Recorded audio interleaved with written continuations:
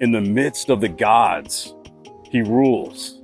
In the midst of the gods, there's a throne. There's liberty. There's a place we can go to walk in freedom. I'm in Cancun this week and I went to the Mayan temple.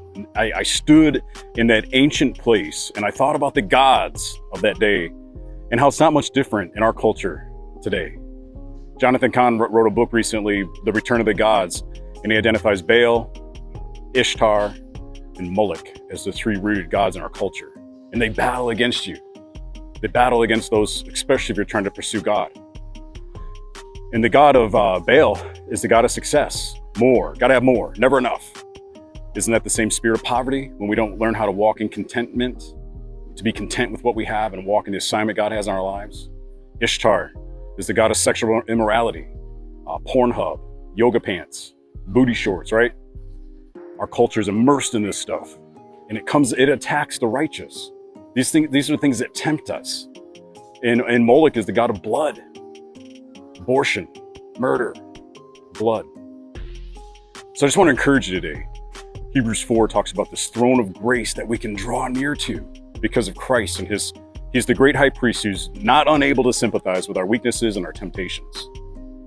But there's a liberty for us at his throne. In the midst of, I just think about it, in the midst of this battle, right? Ephesians 6 talks about it. The Bible doesn't deny this battle. The Bible tells us plainly that God is dealing with the gods of Egypt. He takes his seat in the council of the gods and he's bringing his judgment.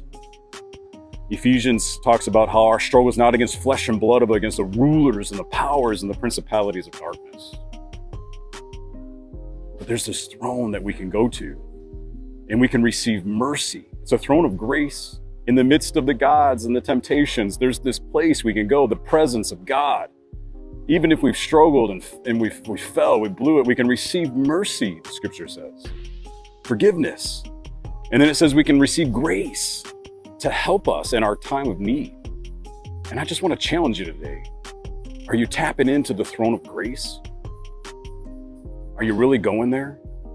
Having authentic discussion with God? Asking him for mercy? Asking him to fill you with his grace that trains us to renounce ungodliness and worldly passions? The throne of grace where he'll pour out his love on you. He'll baptize you in his liberty and his freedom. I encourage you today, don't live too far away from this throne. You need it in the midst of the gods.